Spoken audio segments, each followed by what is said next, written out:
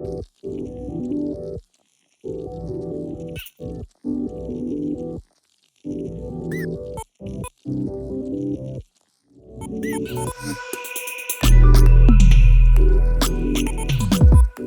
दोस्तों, आज के इस वीडियो में हम करने जा रहे हैं OnePlus 8T का फुल कंप्लीट रिव्यू। और इस पर्टिकुलर फोन को ये लॉन्च हुआ था उससे एक हफ्ते पहले से मैंने यूज किया है। अब यहाँ पे दोस्तों मैंने अपना टाइम लिया है एंड सारे प्रोज एंड कॉन्स, क्या अच्छी बातें हैं, कहाँ पे ये फोन थोड़ी सी कमियां के साथ आता है, सभी बताएंगे इस वीडियो में। तो दोस्तों चलिए शुरू करते हैं हम टेक की बात गाइडिंग टेक यानी जीटी हिंदी के साथ।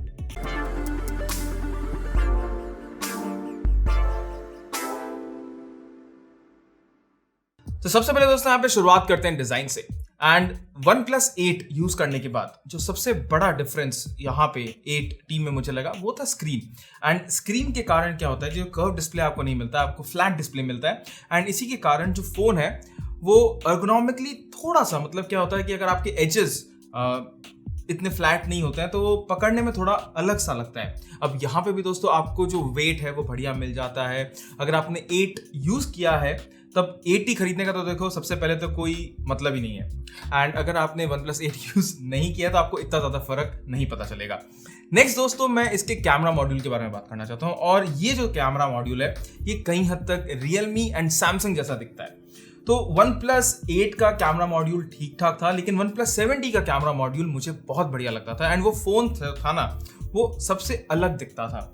एंड वैसा अगर डिजाइन वापस आता है, उसमें अगर कुछ और इंप्रूवमेंट्स हो जाते हैं तो काफी बढ़िया होता है, ये मेरा मानना है। एंड इसी के साथ साथ अब आपको जो कैमरा मॉड्यूल है वो आपको थोड़ा बहुत सैमसंग जैसा मिलता है, और जो ओएस है वो भी अब बहुत हद तक सैमसंग One UI जैसा है दिखने में। तो ये सारी चीजें दोस्तों यहाँ पे है। अब जो अलर्ट स्लाइडर है, जो फिंगरप्रिंट है यहाँ पे आपको, और जो मेटालिक फ्रेम है वो बहुत बढ़िया है। मतलब देखो फोन वेल बिल्ड है। एंड इसी के साथ साथ आपको यहाँ पे गोरिल्ला ग्लास 5 का प्रोटेक्शन भी मिल जाता है। तो overall it's a very good phone. But हाँ, वो जो एक्स फैक्टर है वो यहाँ पे मिसिंग है। अब इसके बाद दोस्तों यहाँ पे अगर मैं डिस्प्ले के बारे में बात करूं तो वो ऑलमोस्ट परफेक्ट है।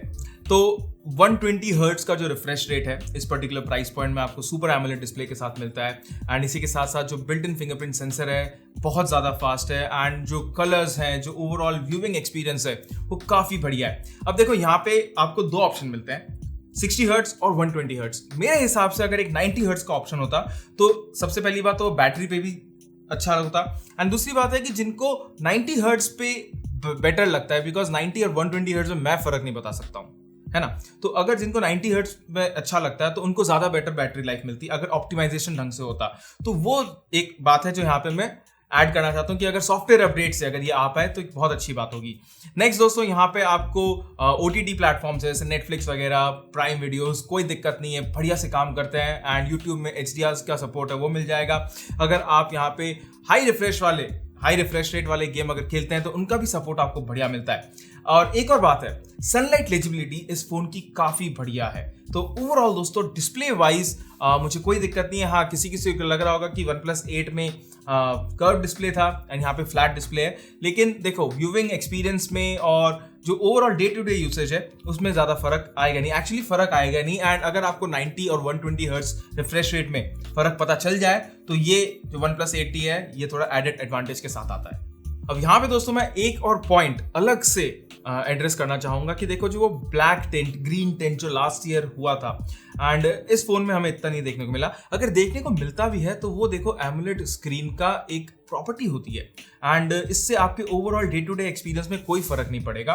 एंड रात को क्या है ना कि अगर ब्राइटनेस बहुत ज्यादा कम हो जाए तो वहां पे ये दिक्कत आती है ना। तो ऐसे में मुझे कोई दिक्कत महसूस नहीं हुई। दिन में यूज कर रहा हूँ, रात में मैंने इसमें मूवीज देखी है, सोने से जस्ट पहले भी दोस्तों यहाँ पे मैंने इसको यूज किया है। एंड क्रोम के इनकॉग्निटो मोड में भी कोई दिक्कत नहीं है। जी हाँ, वो जो ब्लैक स्क्रीन आती है। सो आप उससे मतलब इतना मत सोचिए कि भाई थोड़ी दिक्कत आएगी या नहीं आएगी। तो दोस्तों नेक्स्ट मैं बात करूंगा कैमरा के बारे में, लेकिन उससे पहले वाईफाई वगैरह, हैप्टिक फीडबैक वगैरह में बात कर लेते हैं। एंड हैप्टिक फीडबैक इस फोन का काफी बढ़िया, मतलब OnePlus 8 Pro जैसा है।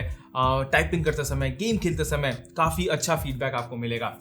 वाईफाई में कोई प्रॉब्लम नहीं है, नेटवर्क रिसेप्शन में कोई प्रॉब्लम नहीं है, काफी बढ़िया से काम करता है। तो ओवरऑल ये जो सारी चीजें हैं, जैसे कि साउंड क्वालिटी हो गया, देखो साउंड क्वालिटी OnePlus का ठीक रहता है। एंड वो मेरे ख्याल से और बेटर ऑप्टिमाइज कर सकते हैं, लेकिन पता नहीं कहाँ वो कमी रह जाती है।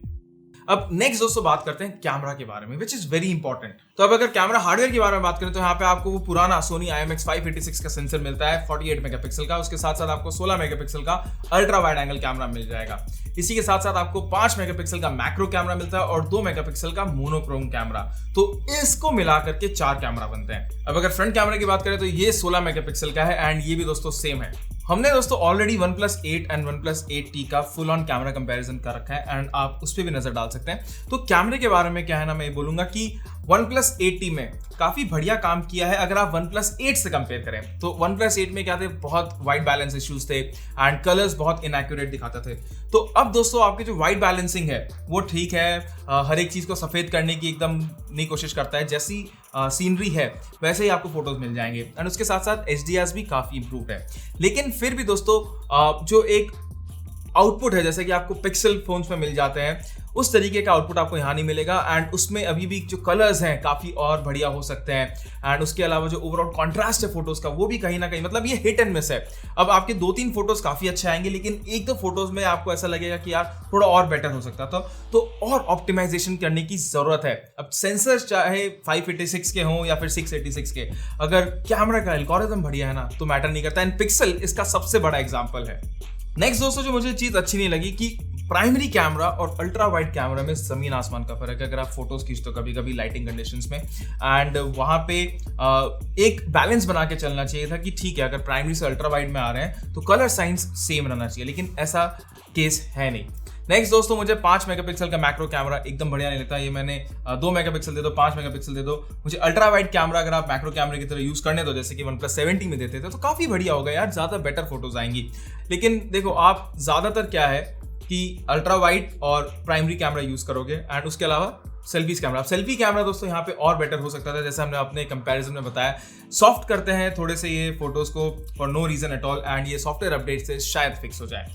एंड अब अगर मैं वीडियोस के बारे में बात करूं तो वो यहाँ पे अच्छा आपको स्टेबलाइजेशन बढ़िया मिल जाता है एंड डिफरेंट मोड्स, मतलब मोड्स की कमी नहीं है यहाँ पे। आपको 4K, सिने, 60 सारे के सारे मोड्स आपको यहाँ पे मिल जाएंगे जो हम लोग डे टू डे यूसेज में यूज करते हैं और उनका आउटपुट भी काफी बढ़िया है।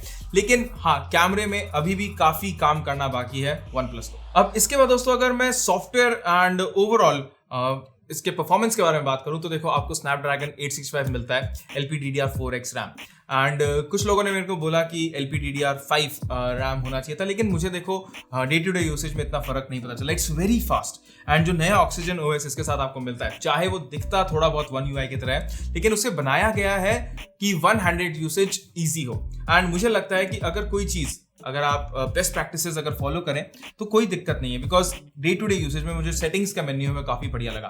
अब वन हैंडेड यूसेज के लिए थोड़े पॉइंटर्स जो मैंने OnePlus को दिए थे कि अगर आपका जो सर्च बार है जो आप एड ड्रॉप खोलते ही यूज करते हैं तो वो अगर फोन के नीचे आ जाए तो ज्यादा बेटर बात होगी। एंड ऐसे जो छोटी मोटी चीजें जो हम भूल जाते हैं, जैसे जो कैमरे का पूरा मेन्यू है वो ऊपर की तरफ है, सेटिंग्स का मेन्यू एकदम छाती पे रख के दिया गया है, तो वो सारे जो बटन्स हैं उसको भी ऑप्टिमाइज करने की जरूरत है अगर आप वन हैंडेड यूसेज के लिए इस पर्टिकुलर फोन को देखते हैं एंड आपने अगर अपना पूरा OS उस तरीके से रीइन्वेंट किया है। अब परफॉर्मेंस में कोई दिक्कत नहीं है, like literally anything that you throw at it will run it. आप गेम्स खेल सकते हो, आप मूवीज देख सकते हो, आप मल्टीटास्किंग आराम से कर सकते हो। फोन इतना गर्म नहीं होता है, गेम हायर सेटिंग्स में बिना लैग के चलते हैं। थोड़े बहुत जैसे जो स्टटरिंग होती है वो कभी आपके नेटवर्क के कारण हो सकता है, लेकिन फोन पे एकदम भी प्रॉब्लम नहीं आएगी। तो परफॉर्मेंस वाइज आंख बंद करके आप इस फोन को ले सकते हैं, पीरियड। एंड फाइनली दोस्तों बात करते हैं बैटरी के बारे में। तो बैटरी चार्जिंग स्पीड इस फोन की अच्छी हुई है, अगर आप इनके पुराने जनरेशन फोन से कंपेयर करें 65 वॉट की चार्जिंग मिल जाएगी।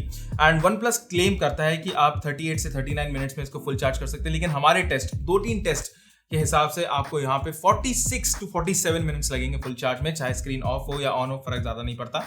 एंड जो नेक्स्ट चीज है वो है यहाँ पे कि आप ने यहाँ पे 2 बैटरी दी है। अब मुझे नहीं पता कि उस बैटरी के ऑप्टिमाइजेशन के कारण है या फिर 120 हर्ट्ज के ऑप्टिमाइजेशन के कारण है या फिर नया ऑक्सीजन OS है उसके ऑप्टिमाइजेशन के कारण है, लेकिन मेरी जो फोन की बैटरी लाइफ है इतनी बढ़िया नहीं आई। तो अगर 120 हर्ट्ज में यूज कर रहे हैं तो यहाँ पे 5.5 मैक्सिमम 5.5 घंटे का स्क्रीन ऑन टाइम मिला है, और जबकि मैं इतने गेम्स नहीं खेलता हूँ। एंड उसी के साथ साथ जो ओवरऑल यूज केस है वो OnePlus 8 से थोड़ा सा कम है। अगर आप OnePlus 8 की बैटरी देखें तो वो ज्यादा चलती है, लेकिन चार्जिंग स्पीड दोस्तों यहाँ पे बेटर है। तो ऑफ कोर्स आप एक चार्ज में लगभग सुबह अगर आपने 8 बजे अपने प्लग पॉइंट से निकाला तो आप रात के 8-9 बजे तक इसको चला सकते हैं। बीच में अगर 15 मिनट का चार्ज कर देंगे इसको तो फुल ऑन अगले दिन तक भी शायद चल जाए। तो ऐसे में चार्जिंग स्पीड बेटर है, लेकिन हाँ बैटरी जो है इसकी थोड़ी सी वीक है अगर आप इनके दूसरे पुराने जनरेशन वाले फोन से कंपेयर करें तो। एंड मेरा मानना है कि शायद ये किसी भी कारण हो सकता है, 120 हर्ट्ज का रिफ्रेश रेट आ गया है, शायद उसके कारण नया OS है, तो इन सारी चीजों में OnePlus को अभी भी ऑप्टिमाइजेशन करना बाकी है। तो ये था दोस्तों हमारा full on review OnePlus 8T का। एंड मैं यही बोलूंगा कि अगर आप ऑलरेडी OnePlus 7, 7T, 8 अगर आप यूज कर रहे हैं तो आपको अपग्रेड करने की कोई जरूरत नहीं है लिटरली। अगर आप अगर आप 2 से 2.5 साल के बाद कोई फोन खरीद रहे हैं एंड अगर वो OnePlus नहीं भी हो तब आप इस पे अपग्रेड करने का सोचें। Just don't upgrade it because इसमें 5G है। बिकॉज देखो 5G इंडिया में जब तक आएगा ना तब तक बहुत सारे OnePlus के फोन्स आ जाएंगे, ट्रस्ट मी व्हेन आई से दिस। तो अगर आप 2 से 3 साल के बाद अपग्रेड कर रहे हैं, OnePlus 5, 5T, 6 से भी अगर आप अपग्रेड कर रहे हैं तब आप इसे खरीदने का सोच सकते हैं। काफी बढ़िया फोन है, आप 8 के ऊपर इसे लें, मैं ये बोलूंगा। एंड बिकॉज इसका कैमरा थोड़ा सा बेटर लगा, इसके जो ओवरऑल मुझे इसका ऑलरेडी कंपैरिजन कर रखा है, तो 8 से बेटर है आप 8T लें, चाहे 1-1.5 हज़ार रुपए का फर्क हो। 8 Pro भी दोस्तों अब मुझे इसके सामने थोड़ा सा महंगा लगता है बिकॉज उसमें चार्जिंग स्पीड इतनी अच्छी नहीं है, डिस्प्ले ऑफकोर्स कर्व वगैरह है, लेकिन फिर भी 8 is one of the perfect phones अभी अगर आपको OnePlus का फोन लेना है। वैसे ये फोन FE से तो बहुत बढ़िया है, मैं लिख के दे सकता हूँ। एंड उसी के अलावा अगर आप इसे देखो, इसका क्या है ना कि OnePlus का अभी तक कोई तगड़ा कंपटीशन है नहीं मार्केट में जहां पे आपको ऑक्सीजन OS जो OS है वो आपको एकदम क्लीन मिले। तो OnePlus उनके लिए है जिनको क्लीन OS चाहिए, एंड उसके बाद OnePlus उनके लिए है जिनको फास्टर अपडेट्स चाहिए, एंड OnePlus उनके लिए है जिनको प्रीमियम अगर वो एप्पल नहीं खरीदते हैं, एंड्रॉइड पे खरीदते हैं तो उनको थोड़ा प्रीमियम एक्सपीरियंस चाहिए, इतने ज्यादा पैसे देकर के नहीं। ऑफ कोर्स आपको वायरलेस चार्जिंग नहीं मिलती है, IP रेटिंग नहीं मिलती है, लेकिन इन रेटिंग्स के कारण इस पर्टिकुलर फोन की जो प्राइसिंग है वो कम है अगर आप सैमसंग के फ्लैगशिप से कंपेयर करें। तो ऑफ कोर्स आप इस फोन को खरीद सकते हैं अगर आप 2 से 2.5 साल के बाद अपग्रेड कर रहे हैं तो ये था दोस्तों हमारा वर्डिक्ट। आई होप आपको पसंद आया होगा। अगर आपको वीडियो पसंद आया तो प्लीज एक थम्स अप जरूर दीजिएगा। हमारे चैनल GT हिंदी को सब्सक्राइब करना बिल्कुल भी मत भूलिएगा। तो बस आज के वीडियो के लिए अपने अगले वीडियो में आप सभी से मिलने की आशा रखते हुए गुड बाय।